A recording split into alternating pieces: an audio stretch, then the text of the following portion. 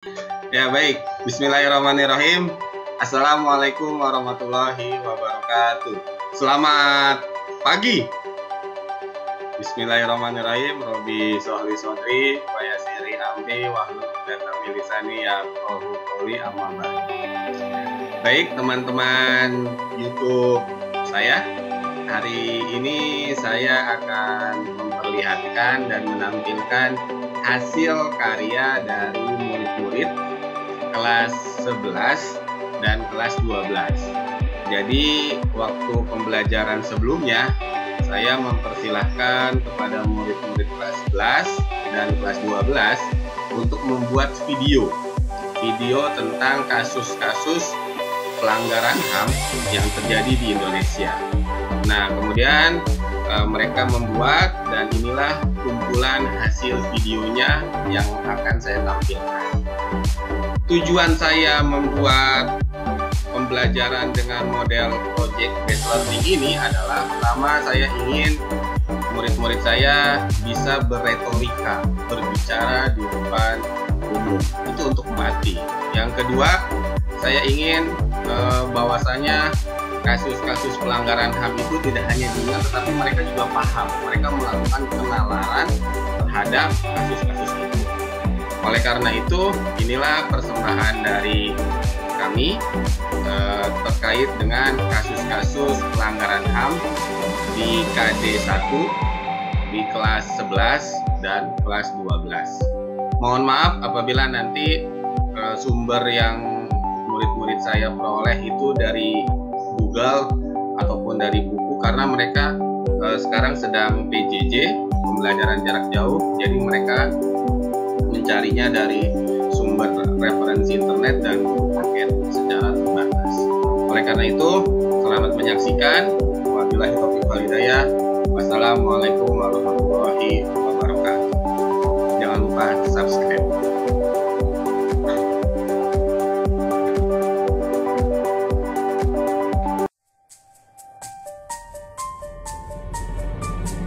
Assalamualaikum warahmatullahi wabarakatuh. Nama saya Nabila Putri dari 12 IPA 2. Di sini saya ingin membacakan sejarah tentang pelanggaran kasus HAM atau pelanggaran hak asasi manusia yang berjudul Terbunuhnya Wartawan Udin pada tahun 1996. Artikel ini saya ambil dari tirto.id yang berjudul Kematian Wartawan Udin yang kasusnya tak pernah tuntas. Udin yang mempunyai nama lengkap Fuad Muhammad Syafruddin adalah wartawan surat kabar harian asal Yogyakarta, Bernas. Semasa bekerja sebagai wartawan, Udin sudah banyak menulis laporan yang membuat telinga penguasa panas. Pada malam itu Udin bergegas pulang menggunakan Honda Tiger 2000 berwarna merah hati selepas merampungkan pekerjaannya. Jam menunjukkan pukul 21:30 atau jam setengah 10 malam. Kalender mencatat pada tanggal 13 Agustus 1996. Raut wajahnya nampak tegang dan gelisah. Tak hanya nasib buruk memang menimpanya malam itu, ia diserang pria tak dikenal tak lama setelah menginjakkan kaki di rumah. Ia dipukul, kepala dihantam, dan perut disodok besi. Udin terluka parah dan tak sadarkan diri. Lalu ia dibawa ke RSU Jebukan Bentul sebelum akhirnya dipindahkan ke RS Bethesda Yogyakarta untuk menjalani perawatan intensif. 3 hari kemudian, pada Jumat 16 Agustus, pihak rumah sakit Bethesda memberi kabar operasi tak mampu menghentikan pendarahan hebat di kepala dan nyawa Udin tak tertolong. Ia meninggal dunia pukul 16:50 atau pukul jam 5:10 sore hari. Meninggalnya Udin menjadi bukti betapa brutalnya rezim Orde Baru yang tak menghargai nyawa manusia. Udin tewas tanpa tahu apa yang membunuhnya dan apa motif di belakangnya. Sekian dari saya. Wassalamualaikum warahmatullahi wabarakatuh.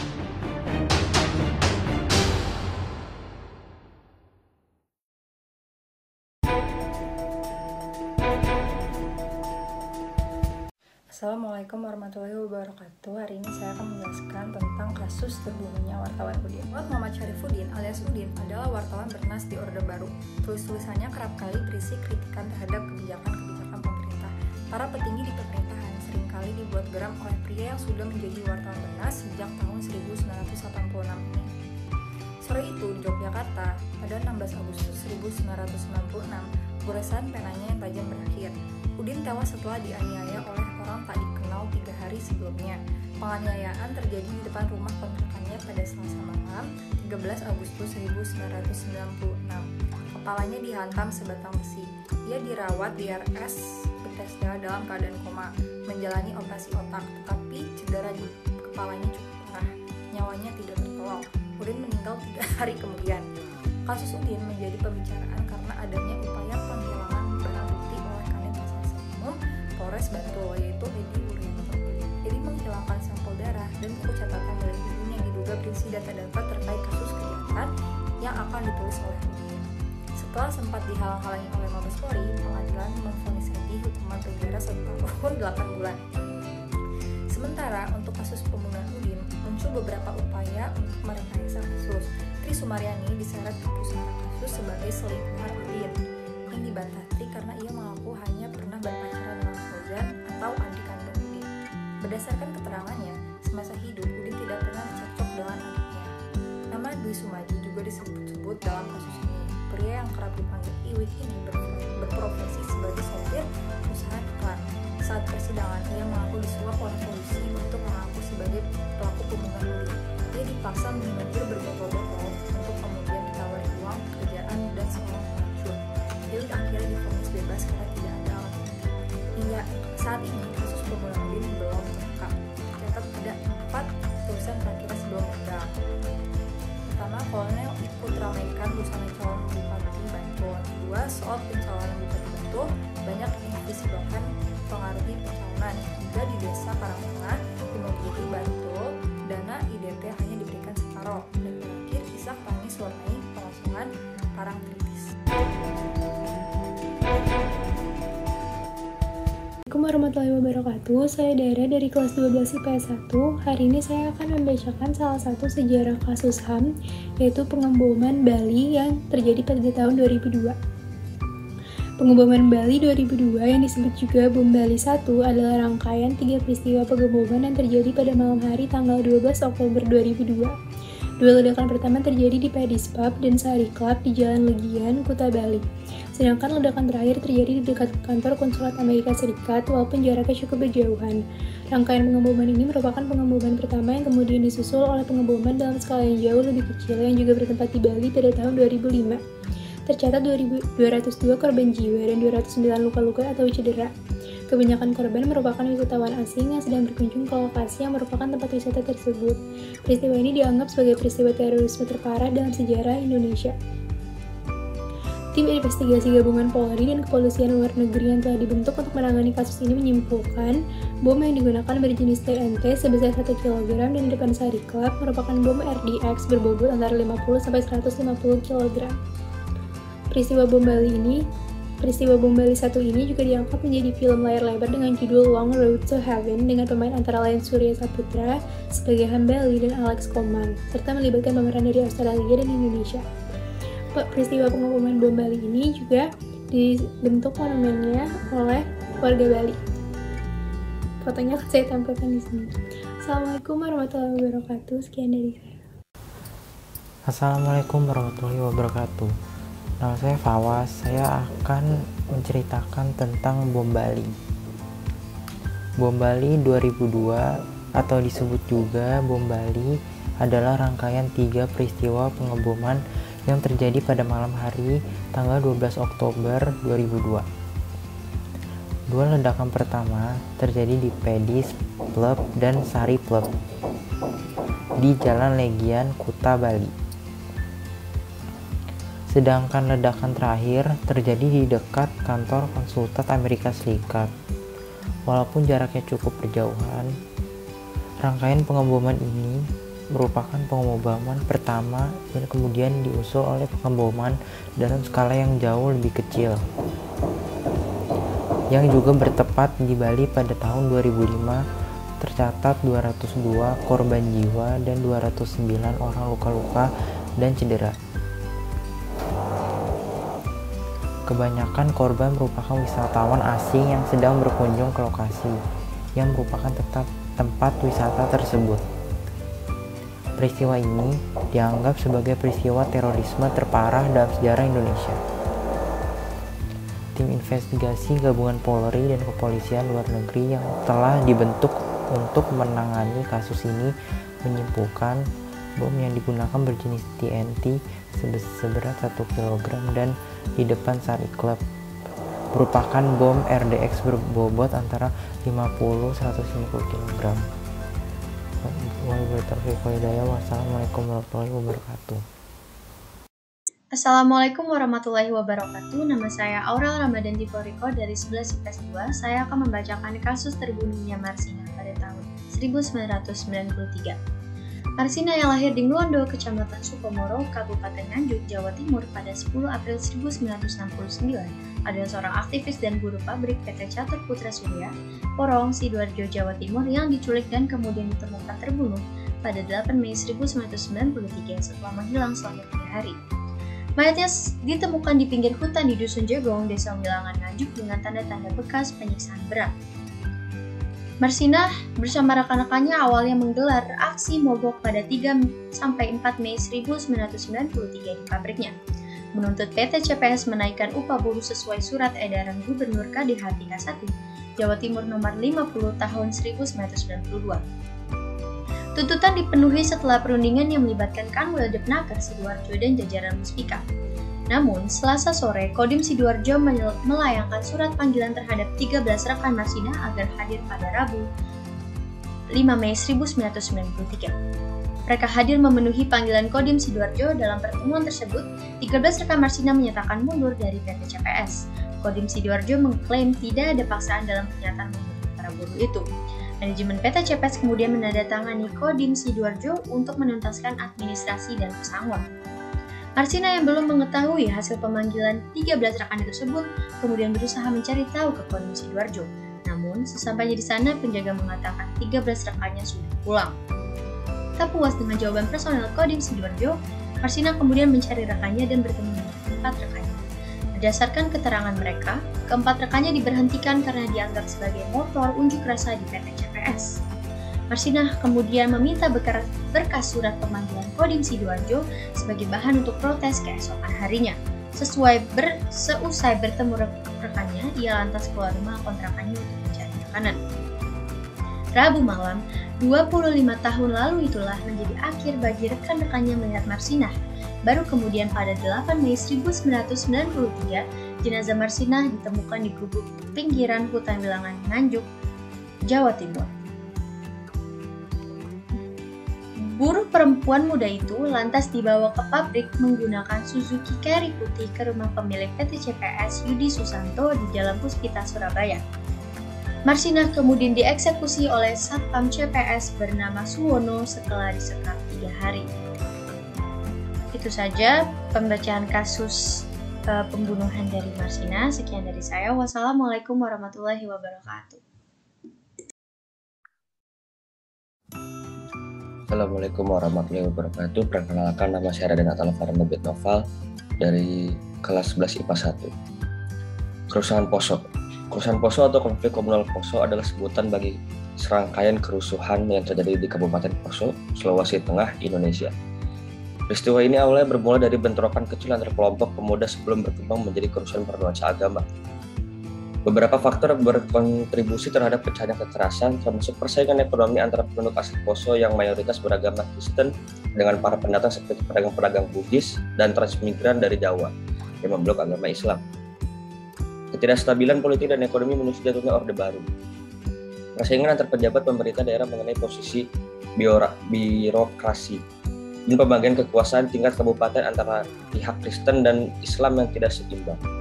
Situasi dan kondisi yang tidak stabil dikombinasikan dengan penegakan hukum yang lemah, menciptakan lingkungan yang menjanjikan untuk terjadinya kekerasan.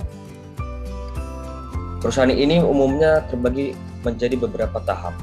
Tahap pertama berlangsung pada bulan Desember 1998, kemudian berlanjut tahap kedua yang terjadi pada bulan April 2000, dan yang terbesar terjadi pada bulan Mei hingga Juni tahun 2000. Tahap pertama dan kedua berawal dari serangkaian bentrokan antar kelompok pemuda Islam dan Kristen.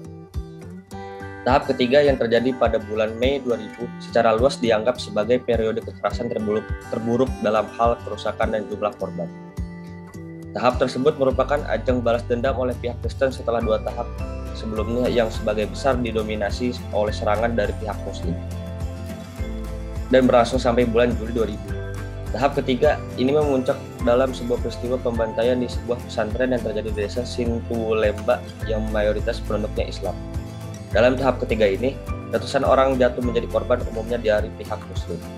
Pada tanggal 20 Desember 2001, deklarasi Malino ditandatangani antara kedua belah pihak yang bertikai di Malino, Sulawesi Selatan dan diinisiasi oleh Yusuf Kala. Meski dampaknya tidak begitu terlihat, kesepakatan tersebut sedikitnya mampu mengurangi kekerasan frontal secara bertahap, dan angka kriminal mulai menurun dalam kurun waktu beberapa tahun sesudah kerusuhan. Sekian, terima kasih. Assalamualaikum warahmatullahi wabarakatuh.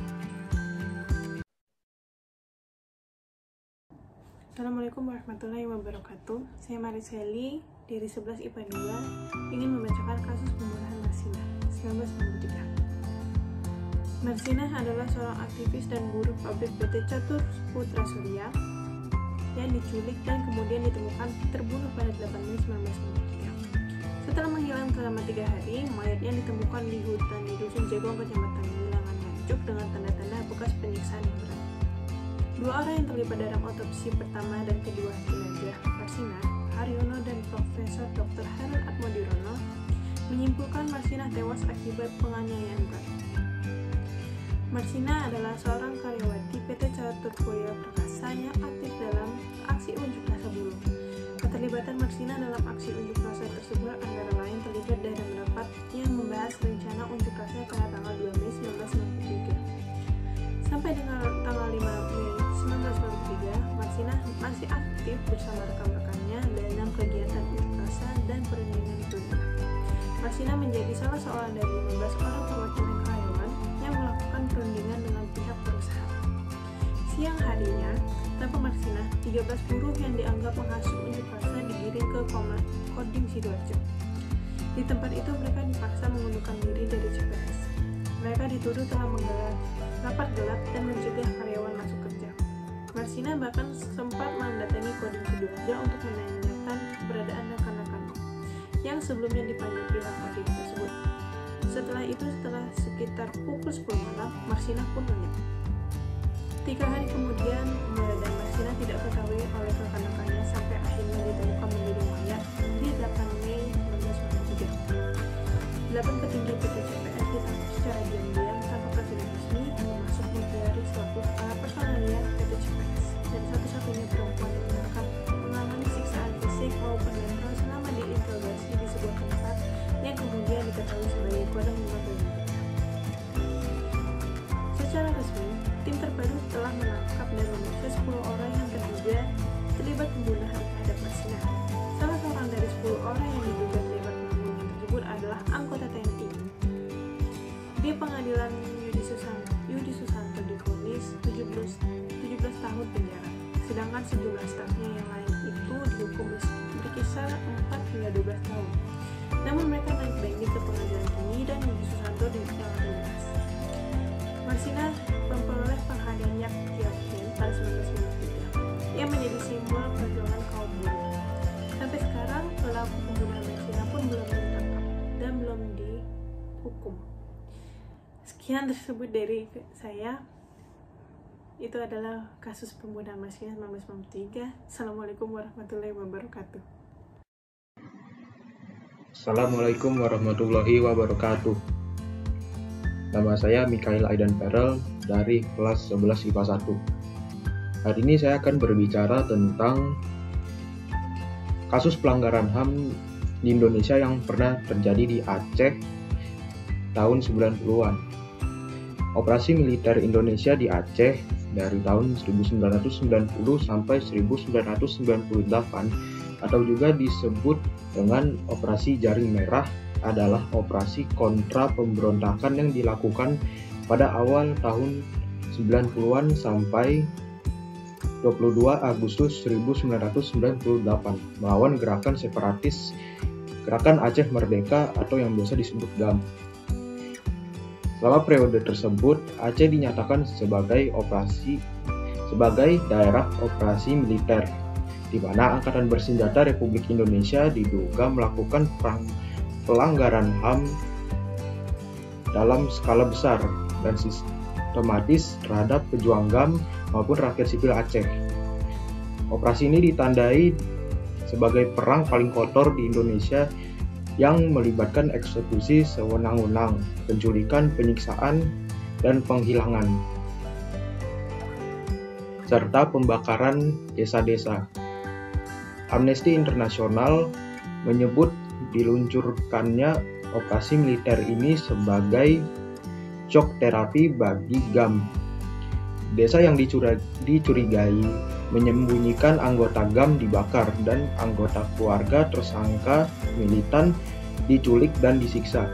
Diperkirakan lebih dari 300 wanita dan anak-anak di bawah umur mengalami pemerkosaan, dan antara 9.000 sampai 12.000 orang yang sebagian besar adalah warga sipil tewas antara tahun 1989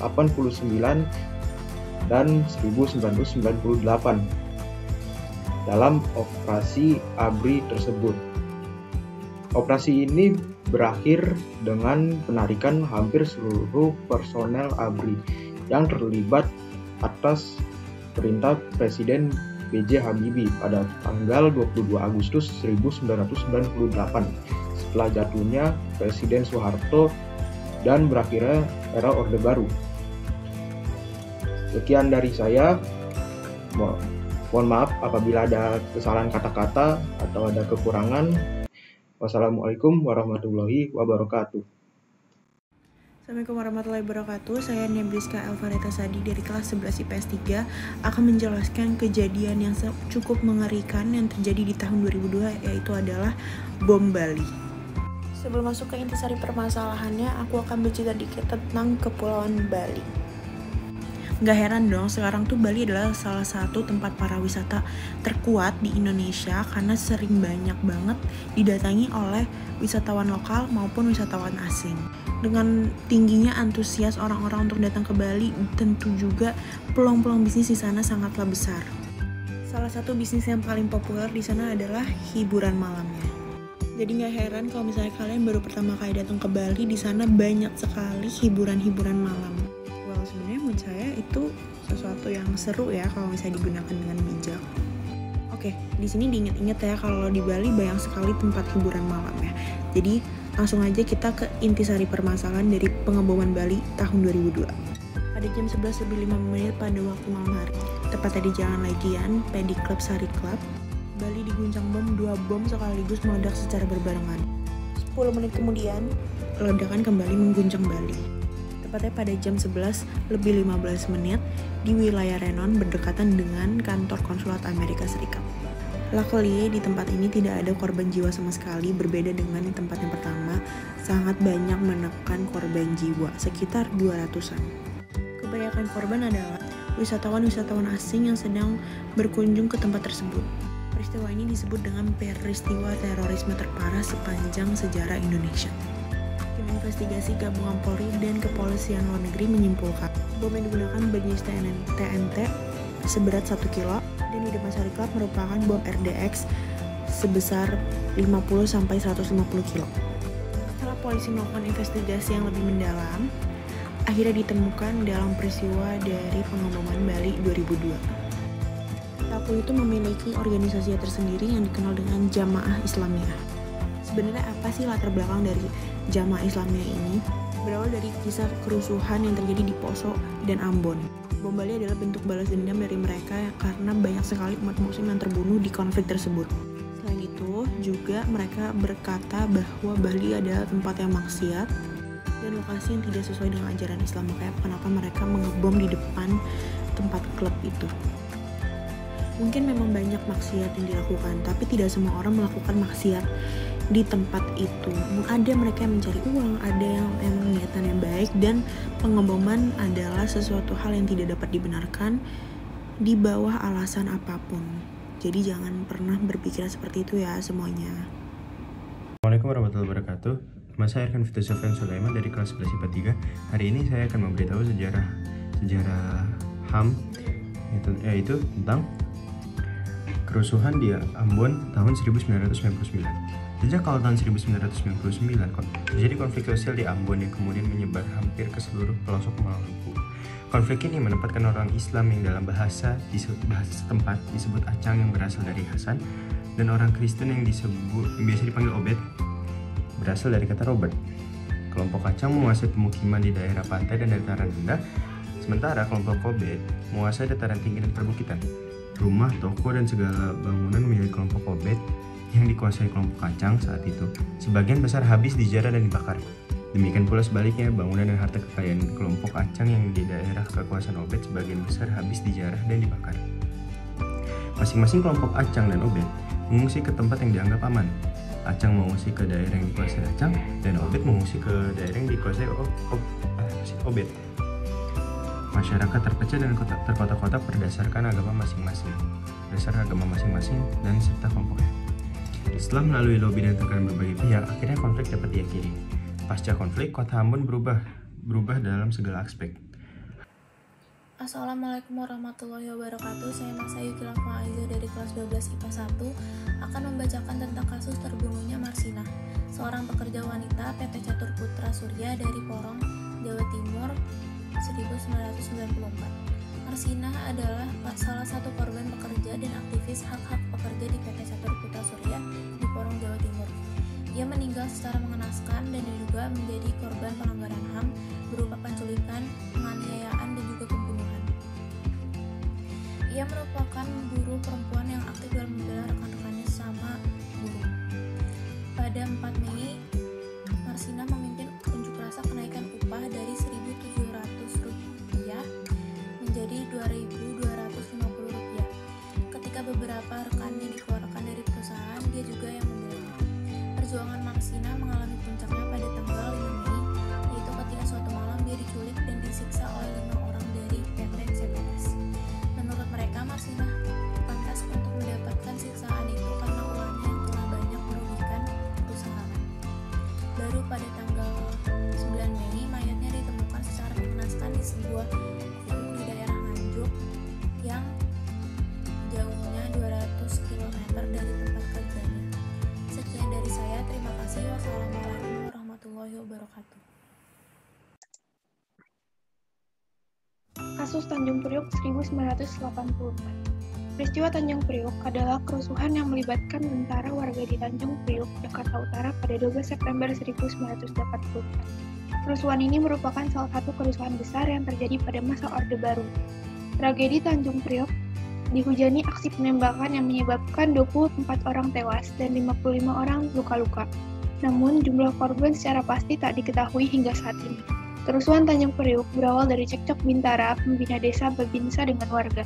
Saat itu, Babinsa meminta warga mencopot spanduk dan brosur yang tidak bernapaskan Pancasila. Ketika itu, pemerintah Orde Baru melarang paham-paham anti-Pancasila. Selang 2 hari, spanduk itu tak juga dicopot oleh warga.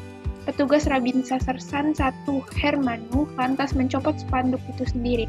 Namun saat melakukan pencopotan, petugas Babinsa disebut melakukan pencemaran terhadap masjid. Petugas Babinsa disebut tidak melepas alas kaki saat masuk ke dalam Masjid Baitul Makmur. Kabar ini membuat warga berang dan berkumpul di masjid. Pengurus Masjid Baitul Makmur, Syarifuddin Rambe, Sofwan Sulaiman, dan Ahmad Sahi mencoba menenangkan warga. Namun warga yang emosi membakar sepeda motor petugas Babinsa. Alhasil, Syarifuddin, Sofwan, dan Ahmad beserta warga yang diduga membakar motor yakni Muhammad Nur ditangkap aparat. Keesokan harinya pada 11 September, warga-warga meminta bantuan tokoh masyarakat setempat yakni Amir Biki untuk menyelesaikan permasalahan ini. Amir Biki dan sejumlah warga mendatangani Komando Distrik Militer Kodim Jakarta Utara. Mereka meminta agar jemaah dan pengurus masjid dilepaskan.